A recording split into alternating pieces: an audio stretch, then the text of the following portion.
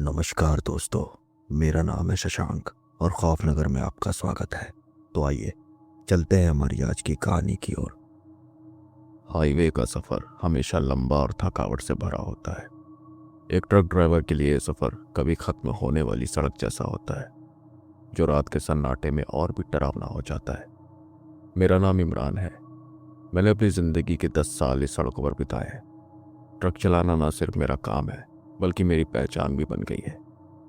लेकिन इस काम की सबसे बड़ी ताकत होती है आपका साथी, जो मुश्किल घड़ी में आपके साथ खड़ा रहे।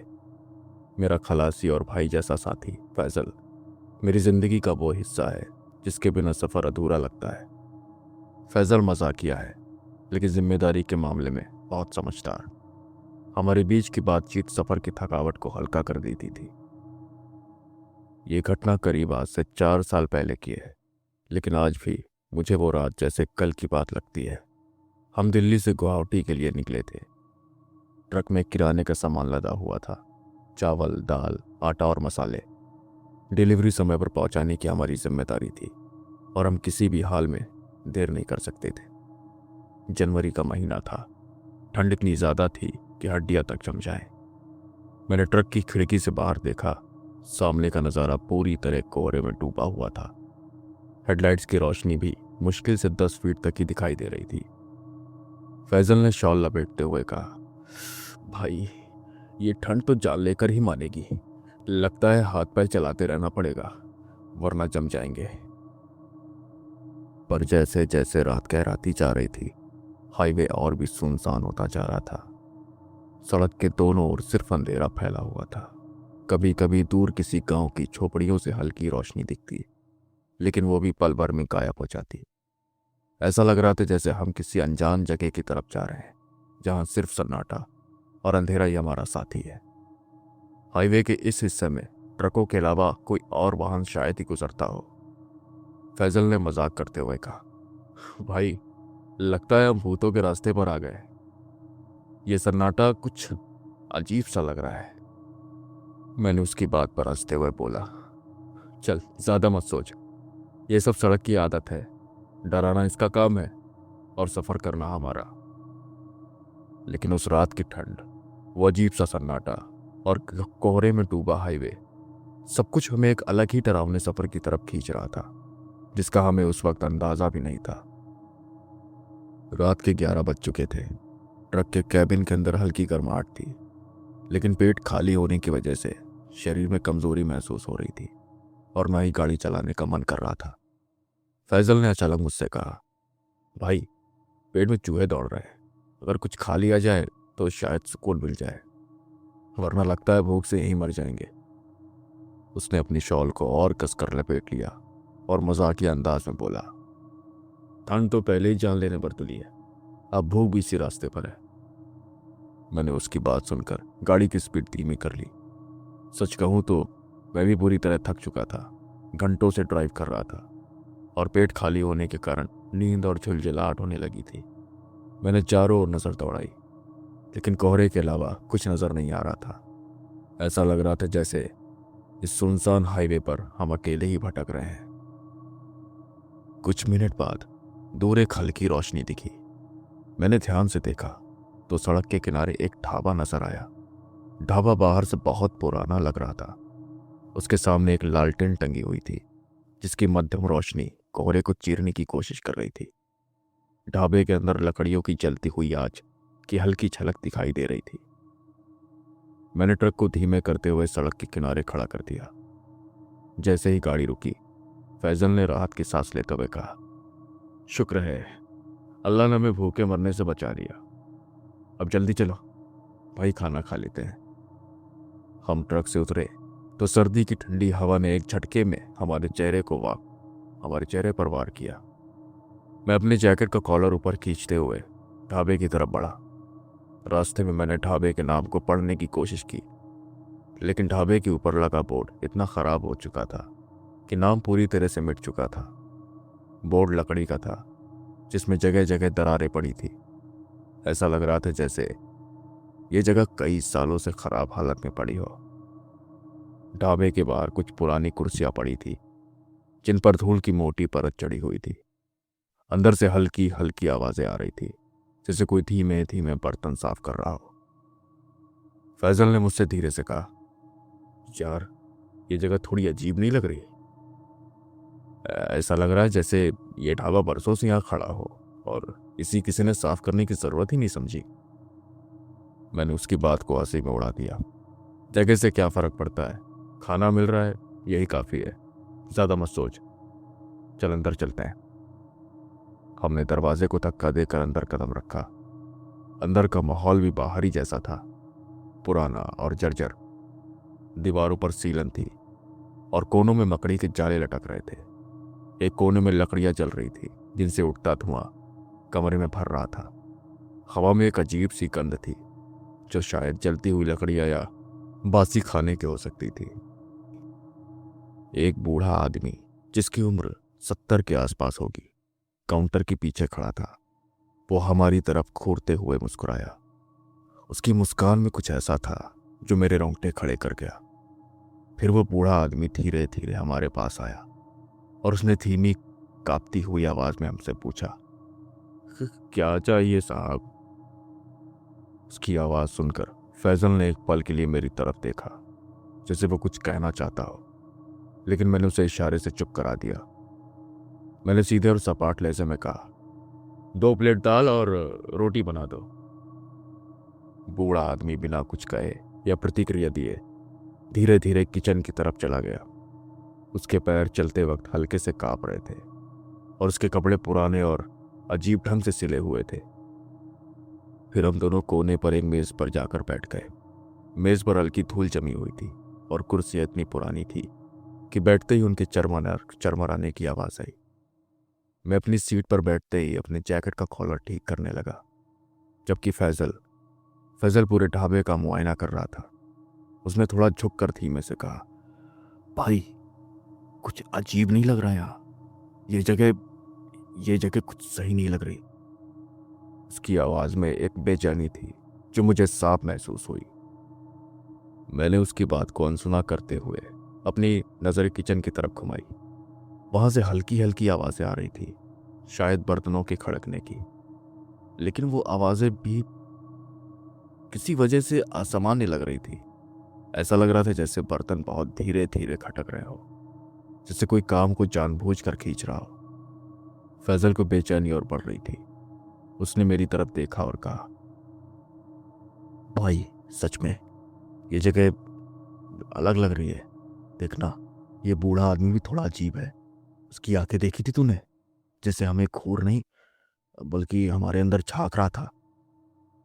मैंने उसकी बातों को झुलझुलाहट में काटते हुए कहा, फैजल तेरे दिमाग का कुछ करना पड़ेगा।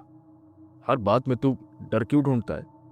भूख लगी है तो चुपचाप खाना खा, इतने सोचने की जरूरत नहीं है। यह हाईवे का ढाबा है, कोई 5 स्टार होटल नहीं। जाहिर सी बात है कि यह जगह पुरानी होगी। अब आराम से बैठ और खाना खाने दे।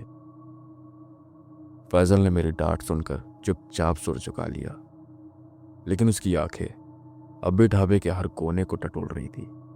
उसके चेहरे पर बेचैनी साफ झलक रही थी। मैंने सोचा कि शायद ये सिर्फ उसकी आदत है, जगह की बारीकियों पर ध्यान देना और फिर हर चीज में डर ढूंढना। लेकिन उस वक्त मुझे नहीं पता था कि यह बेचैनी कहीं ना कहीं सही थी। हमारे इंतजार के दौरान ढाबे के अंदर अजीब सा सन्नाटा छाया हुआ था। किचन से आ रही हल्की बर्तनों की आवाजें और लकड़ियों की जलने की धीमी चटक किसी तरह उस सन्नाटे को तोड़ रही थी। लेकिन तभी अचानक ढाबे का दरवाजा एक जोरदार आवाज के साथ खुला और फिर बंद हो गया। मैंने चौंक कर दरवाजे की तरफ देखा, लेकिन बाहर कोहरे और अंधेरे के अलावा कुछ भी नजर नहीं आया। मैंने सोचा कि शायद हवा का असर होगा। मैंने ज्यादा ध्यान नहीं दिया, लेकिन फैजल के चेहरे पर बेचैनी साफ झलक रही थी। उसने धीमे से मेरी तरफ देखा और फुसफुसाते हुए कहा, भाई तूने देखा? दरवाजा खुद से खुला और बंद हुआ। ये हवा का असर नहीं हो सकता, यहां कुछ गड़बड़ जरूर है। मैंने उसकी बात को नजरअंदाज करते हुए कहा, फैजल यार, तू हर चीज में दिमाग लगाना बंद कर। हाईवे पर ऐसी चीजें आम है, दरवाजा पुराना है और हवा तेज है। अब बैठ और चुपचाप इंतजार कर। लेकिन फैजल शांत नहीं हुआ। तभी कुछ मिनट बाद खिड़की के बाहर से किसी के चलने की धीमी आवाज सुनाई थी। ऐसा लग रहा था जैसे कोई धीरे धीरे चल रहा हो। आवाज साफ सुनाई दे रही थी और वो सीधे खिड़की के पास से गुजरी। फैजल तुरंत खिड़की की तरफ लपका और झांकने लगा। उसने बाहर देखने की कोशिश की पर कुछ भी नजर नहीं आया। वो खिड़की से वापस मेरी तरफ मुड़ा और कहा, भाई, मैंने आवाज सुनी थी। कोई यहां बाहर चल रहा था, लेकिन अंधेरे में कुछ भी नजर नहीं आया। मैंने उसकी बात को हल्के में लिया और उसे डांटते हुए कहा, फैजल, तेरा दिमाग फालतू चल रहा है। यहाँ कोई नहीं है। तू बस खिड़की में झांकने के बजाय अपनी भूख के बारे में सोच। खाना आने दे। थोड़ी देर और बीत गई। तभी बूढ़ा आदमी किचन से खाना लेकर हमारे पास आया। उसने एक ट्रे में 2 प्लेट दाल और रोटी रखी और उसे हमारी मेज पर लाकर रख दिया। मैंने खाने की तरफ देखा। खाना देखने में ठीक ठाक लग रहा था, लेकिन जैसे ही खाना हमारे पास आया, एक अजीब सी गंध हवा में फैल गई। ये गंध कुछ ऐसी थी जो मैंने पहले कभी नहीं सूंघी थी। बासी खाने और किसी जली हुई चीज की मिली जुली महक। फैजल ने तुरंत अपनी नाक पकड़ ली और धीरे से मुझसे कहा, भाई, ये खाना सही नहीं लग रहा। इससे बहुत अजीब गंध आ रही है। मैंने उसकी बात को नजरअंदाज करते हुए कहा, फैजल, भूख लगी है। गंध की फिक्र छोड़ा और खाना खा ले। खाना देखने में सही लग रहा है। ये हाईवे का ढाबा है, कोई होटल नहीं है। ज्यादा नखरे मत कर। मैंने प्लेट में रोटी तोड़ी और दाल में डुबोकर खाने लगा। गंध अब भी महसूस हो रही थी, लेकिन मैंने उसे अनदेखा कर दिया। फैजल ने मेरी तरफ देखा और अनमने ढंग से अपनी प्लेट में रोटी तोड़ी, लेकिन वो अब भी असहज लग रहा था। उस वक्त मुझे नहीं पता था कि ये खाना हमारे लिए सिर्फ एक शुरुआत थी और असली डर अभी बाकी था। फिलहाल खाना खत्म करके जैसे ही हम बाहर निकले और ट्रक की तरफ बढ़े, तभी मेरा पैर किसी पत्थर पर पड़ा और मैं अचानक जमीन पर गिर पड़ा। गिरते ही एक जोरदार झटका लगा और मेरे पैर से खून बहने लगा। फिर फैजल ने मुझे सहारा दिया और ट्रक तक ले गया। तभी पीछे कहीं से किसी औरत की अजीब सी हंसने की आवाज आई और वो आवाज उस सन्नाटे में गूंज उठी। हम दोनों ने तुरंत पलट कर देखा, पर वहां कोई भी नहीं था। फैजल ने मुझे तुरंत ट्रक में बिठाया और कहा, तुम आराम करो, मैं ट्रक चलाता हूं। मैंने सिर हिलाया और सीट पर लेट गया और ट्रक को लेकर हम लोग निकल पड़े। लेकिन कुछ ही देर बाद फैजल को लगा कि ट्रक का वजन अचानक बढ़ गया है। वो बार बार शीशे में देख रहा था। भाई, ट्रक के ऊपर कुछ तो है, फैजल ने कांपती हुई आवाज में कहा। मैंने उसे शांत किया और कहा, कुछ नहीं है, तुम बस रास्ते पर ध्यान दो। लेकिन तभी ट्रक के साइड के शीशे में हमें एक औरत दिखी। उसका चेहरा झुका हुआ था और उसके लंबे बाल जमीन तक लटक रहे थे। फैजल ने डर और घबराहट के मारे ट्रक रोकने की कोशिश की, लेकिन मैंने उसे डांटकर ट्रक भगाते रहने को बोला। करीब 1 घंटे के बाद किसी तरह हम एक और ढाबे तक पहुंचे जो सामान्य था। वहां उतरकर हमने मदद के लिए लोगों को बुलाया। जब लोग इकट्ठा हुए तो उनके पूछने पर मैंने उन्हें पूरी बात बताई। मेरी बात सुनकर वहां मौजूद लोग एक दूसरे की तरफ देखने लगे। माहौल में अचानक एक बेचैनी भर गई। तभी उनमें से एक आदमी, जो खुद भी एक ट्रक ड्राइवर था, मेरी तरफ आया। उसके चेहरे पर गंभीरता थी। उसने धीरे से पूछा, कौन सी ढाबे की बात कर रहे हो भाई तुम लोग? तो मैंने उसे ढाबे की पहचान बताई। वो टूटा हुआ बोर्ड, लालटेन की रोशनी और वो बूढ़ा आदमी। मेरी बात सुनते ही उसके चेहरे का रंग उड़ गया। उसके हाथ हल्के हल्के कांपने लगे। उसने अपनी जगह से थोड़ा हटते हुए कहा, भाई, क्या तुम सच में वहां रुके थे? उसकी आवाज में डर का कंपन साफ था। मैंने हैरान होकर कहा, हाँ हाँ, क्यों? वहां क्या था? उसने चारों तरफ नजर दौड़ाई, जैसे वो सुनिश्चित करना चाहता हो कि कोई और हमारी बात न सुन ले। फिर वह थोड़ा पास आकर फुसफुसाते हुए बोला, भाई, वो ढाबा कई साल पहले बंद हो चुका है। वहां अब कोई नहीं रहता। मेरा दिल एक पल के लिए थम सा गया। मैंने घबराते हुए पूछा कि क्या मतलब? हम तो वहां रुके थे, खाना भी खाया। वो बूढ़ा आदमी, उसने हमें खाना दिया। उसकी बात सुनकर वो आदमी और भी गंभीर हो गया। उसने मेरी तरफ घूरते हुए कहा, तुम जिसे बूढ़ा आदमी कह रहे हो वो उस ढाबे का मालिक था। सालों पहले वहां लूटपाट हुई थी। बदमाशों ने उसे और उसके परिवार को बेरहमी से मार दिया था। तभी से वो ढाबा बंद पड़ा है। उसकी बात सुनकर मेरी रीढ़ की हड्डी में सीहरन दौड़ गई। मेरे हाथ पैर सुन्न हो गए। मुझे अपनी सांस भारी लगने लगी। मैंने कांपते हुए कहा, लेकिन लेकिन हमने वहां खाना खाया है। वो जगह तो पूरी तरह चालू लग रही थी। वो आदमी अब भी मेरी तरफ गंभीरता से देख रहा था।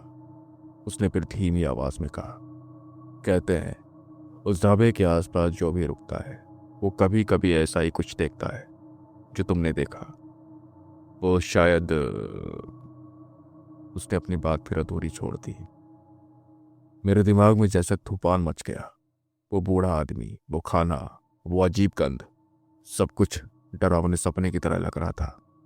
मैं समझ चुका था कि हम उस रात किसी ऐसी जगह रुक गए थे जो अब सिर्फ एक खौफनाक अतीत की परछाई थी। आज भी जब उस रात को याद करता हूं तो मेरी नींद उड़ जाती है। हाईवे का वो सफर, वो ढाबा और वो महिला, सब कुछ जैसे आज भी मेरी आंखों के सामने जिंदा है। दोस्तों, आज की कहानी में बस इतना ही। मिलते हैं आपसे अगली कहानी में। तब तक अपना ख्याल रखें और सुरक्षित रहें। नमस्कार।